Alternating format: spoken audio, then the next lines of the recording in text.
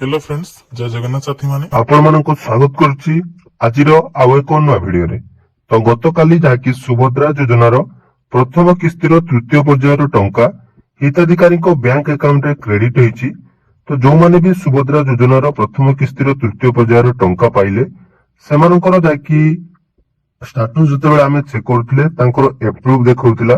ତେଣୁ ସେମାନଙ୍କୁ ଯାହାକି ସୁଭଦ୍ରା ଯୋଜନାର ପ୍ରଥମ କିସ୍ତିର ତୃତୀୟ ପର୍ଯ୍ୟାୟର ଟଙ୍କା ମିଳିଗଲା।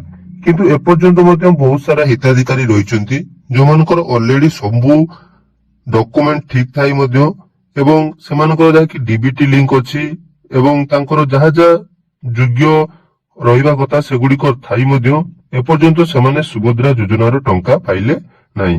ତ ସେଇଭଳି ହିତାଧିକାରୀ ମାନଙ୍କ ପାଇଁ ଏହି ଭିଡିଓଟି ଇମ୍ପୋର୍ଟାଣ୍ଟ ରହିବ। କାରଣ ଦେଖନ୍ତୁ ଆପଣମାନେ ଦୀର୍ଘ ଦିନ ପୂର୍ବରୁ ଆବେଦନ କରି ମଧ୍ୟ ଏପର୍ଯ୍ୟନ୍ତ ସୁଭଦ୍ରା ଯୋଜନାର ଟଙ୍କା ପାଇପାରିଲେ ନାହିଁ। ତ କୋଉ କାରଣ ପାଇଁ ଆପଣମାନଙ୍କର ଅଣ୍ଡର ପ୍ରୋସେସ ରହିଛି, ତ ସେଇ ଅଣ୍ଡର ପ୍ରୋସେସ କୁ ଆପଣମାନେ କଣ କଲେ କ୍ଲିୟର କରିପାରିବେ।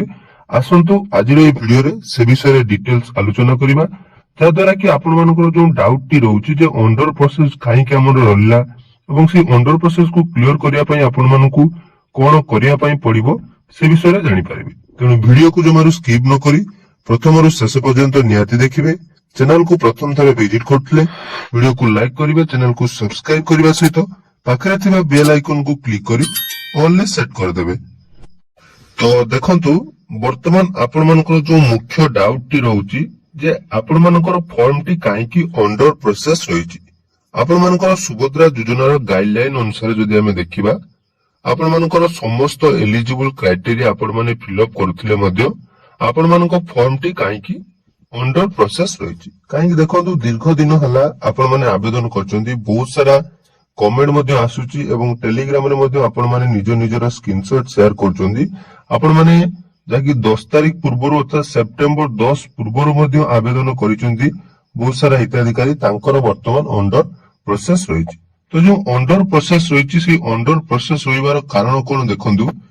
प्रथम रहिला आपण मानकर अंडर प्रोसेस देखो आपण माने सामने देखि पारथिबे जोड़ा कि आपण मानकर किछि हिताधिकारी मानकर रहिछि ई केवाईसी कंप्लीटेड, जोड़ा कि बायोमेट्रिक बा ओटीपी बेस रे ई केवाईसी हिछि, किंतु तांकर जो स्वीकृति स्थिति रे हेडा होछि अंडर प्रोसेस देखौछि।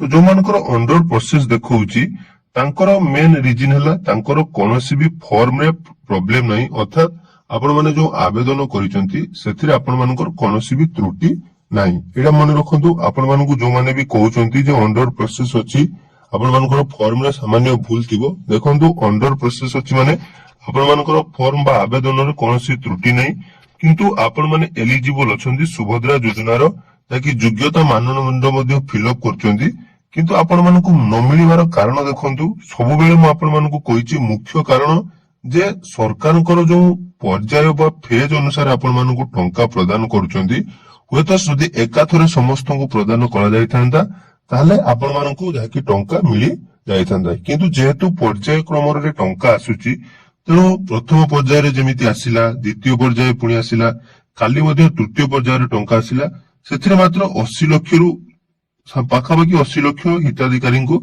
जाकी टंका आसिला, किंतु आवेदन वर्तमान सुधा 1 कोटी रु पारि जाइछि।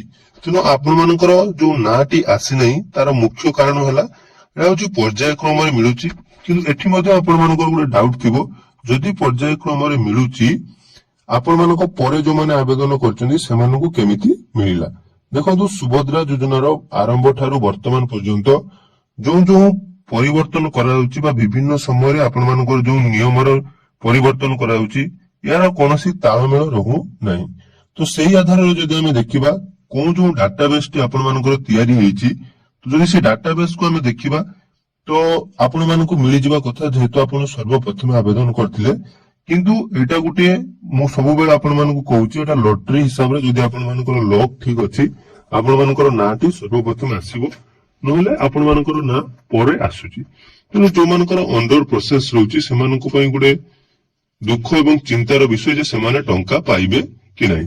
मु पुणी थरे आपण मानकु 100% गारंटी देई कहूची जो मानकर अंडर प्रोसेस रहिची सेमानकु कोनोसी भी काम करिया पई पड़िबो नहीं, केवल एतिक आपण माने करंतु जे आपण मानकर डीबीटी एक्टिव अछि कि नहीं सेटा ଚେକ୍ କରିଦିଅନ୍ତୁ। କାହିଁ କାଲି ବହୁତ ସାରା ମଧ୍ୟ ମେସେଜ ଆସୁଥିଲା ଯେ ତାଙ୍କର ଅଣ୍ଡର ପ୍ରୋସେସ ଏପ୍ରୁଭ ହେଇ ମଧ୍ୟ ତାଙ୍କର ଯାଇକି ପେମେଣ୍ଟ ଫେଲ ହେଇଛି। ମନେ ରଖନ୍ତୁ, ଏପ୍ରୁଭ ହେଇଛି କିନ୍ତୁ ପେମେଣ୍ଟ ତାଙ୍କର ଯାଇକି ଫେଲ ହେଇଯାଇଛି। ଏହାର କାରଣ ସେଇ ଡିବିଟି। ତେଣୁ ଡିବିଟି ଆପଣ ମାନେ ନିହାତି ଆକ୍ଟିଭ କରନ୍ତୁ ଏବଂ ଯଦି ଅଣ୍ଡର ପ୍ରୋସେସ ରହିଛି କୌଣସି ବି କାମ ଆପଣ ମାନଙ୍କୁ କରିବା ପାଇଁ ପଡିବ ନାହିଁ, କେବଳ ଅପେକ୍ଷା କରନ୍ତୁ। ଦୀର୍ଘ 3 ମାସ ହେଲା ଯଦି ଆପଣ ମାନେ ଅପେକ୍ଷା କରି ରହିଛନ୍ତି ତ ଆଉ ମାତ୍ର ଗୋଟିଏ ମାସ ଅପେକ୍ଷା କରନ୍ତୁ।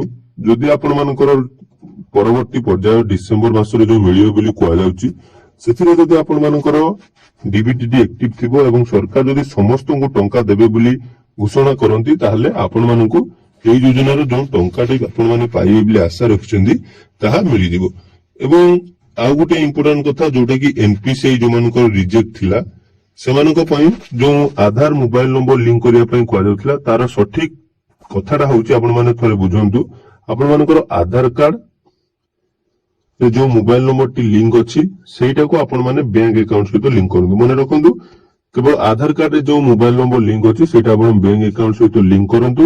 ଏବଂ ଯୋଉ କୁହାଯାଉଥିଲା ଗୋଟିଏ ବ୍ୟାଙ୍କରେ ଗୋଟିଏ ଆକାଉଣ୍ଟ ରହିବ, ତା ମାନେ ଆପଣ ମାନଙ୍କର ଆଧାର କାର୍ଡରେ ଯୋଉ ନମ୍ବରଟି ରହିଛି ସେଟା ବ୍ୟାଙ୍କ ଆକାଉଣ୍ଟରେ ରହିବା ନିହାତି ଆବଶ୍ୟକ। ଏଇଟା ଗୋଟେ ମନେ ରଖିଲେ।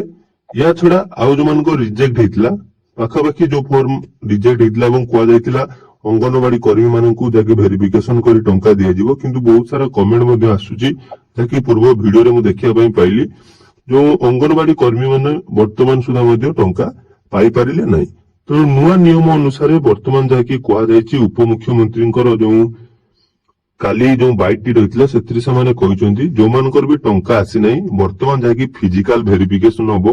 ତ ଯୋଉ ଫିଜିକାଲ ଭେରିଫିକେସନ ଆଧାରରେ ଗ୍ରାମରେ ଥିବା ସମସ୍ତ ଏସଏଚଜି ରେ ଯୋଉ ମେମ୍ବର ମାନେ ରହିଛନ୍ତି, ତା ଛଡା ଅଙ୍ଗନବାଡି କର୍ମୀ ଏବଂ ପିଇଓ ଯୋଉମାନେ ଫିଲ୍ଡ ଭେରିଫିକେସନ କରିବେ। ଫିଲ୍ଡ ଭେରିଫିକେସନ କଲା ପରେ ଯୋଉମାନଙ୍କର ରିଜେକ୍ଟ ହେଇଛି, ଯୋଉମାନଙ୍କର କୌଣସି କାରଣରୁ ଟଙ୍କା ଆସିପାରି ନାହିଁ, ସେମାନଙ୍କୁ ଯାହାକି ସଚେତନ କରାଯିବ ଏବଂ କେମିତି ସେମାନେ ଟଙ୍କା ପାଇବେ ସେ ନେଇ ସରକାରଙ୍କ ତରଫରୁ ଗୋଟେ ବଡ ପଦକ୍ଷେପ ଆଗକୁ ନିଆଯିବ। ତେଣୁ ସେଇ ସମୟରେ ଆପଣ ମାନେ ଅପେକ୍ଷା କରି ରୁହନ୍ତୁ। ଅଣ୍ଡର ପ୍ରୋସେସ ରହିଛି ଯୋଉମାନଙ୍କର ଏବଂ ବାରମ୍ବାର ଯୋଉମାନେ ଆପଣ ଚିନ୍ତା କରୁଛନ୍ତି କଣ ପାଇଁ ଆପଣ ମାନଙ୍କର ଟଙ୍କା ଆସିଲା ନାହିଁ, ଏଥିରେ ଆପଣ ମାନଙ୍କର କୌଣସି ଭୁଲ ନାହିଁ। ଯେହେତୁ ସିଏସସି ସେଣ୍ଟରରେ ଆପଣ ମାନେ ଆବେଦନ କରୁଛନ୍ତି, ବହୁତ ସାରା ସିଏସସି ସେଣ୍ଟରକୁ ମଧ୍ୟ ହିତାଧିକାରୀ ମାନେ ଯାଇ କହୁଛନ୍ତି ଯେ ଆମର ଟଙ୍କା କଣ ପାଇଁ ଆସିଲା ନାହିଁ। ଦେଖନ୍ତୁ, ସେମାନେ ଆବେଦନ ଠିକ ଭାବରେ କରିଛନ୍ତି। ଯଦି ଆପଣ ମାନଙ୍କର କୌଣସି ଭୁଲ ହେଇଥାନ୍ତା ତାହେଲେ ଆପଣ ମାନଙ୍କର ଫର୍ମଟି ରିଜେକ୍ଟ ହେଇଯାଇଥାନ୍ତା କିମ୍ବା ଏନପିସିଆଇ କ୍ଲିୟରାନ୍ସ ରେ ରହିଥାନ୍ତା। ଯେହେତୁ ଆପଣ ମାନଙ୍କର ଅଣ୍ଡର ପ୍ରୋସେସ ରହିଛି, ଅଣ୍ଡର ପ୍ରୋସେସ ର ମାନେ ଆପଣ ମାନଙ୍କୁ ନିହାତି ପରବର୍ତ୍ତୀ ସମୟରେ ଟଙ୍କା ମିଳିବ। ତେଣୁ ଏହା ଥିଲା ଆଜିର ସୁଭଦ୍ରା ଯୋଜନାର ଯାହାକି ମୁଖ୍ୟ ଅପଡେଟ ଅଣ୍ଡର ପ୍ରୋସେସକୁ ନେଇ। ଆଶା କରୁଛି ଭିଡିଓଟି ଆପଣମାନଙ୍କୁ ନିହାତି ଭଲ ଲାଗିଥିବ। ଭିଡିଓଟି ଭଲ ଲାଗିଥିଲେ ଚ୍ୟାନେଲକୁ ସବସ୍କ୍ରାଇବ କରିବା ସହିତ ଆପଣ ମାନେ କୋଉ କୋଉ ଡିଷ୍ଟ୍ରିକ୍ଟରୁ ଭିଡିଓ ଦେଖୁଛନ୍ତି ନିହାତି କମେଣ୍ଟ ସେକ୍ସନରେ ଜଣାଇବେ। ଧନ୍ୟବାଦ।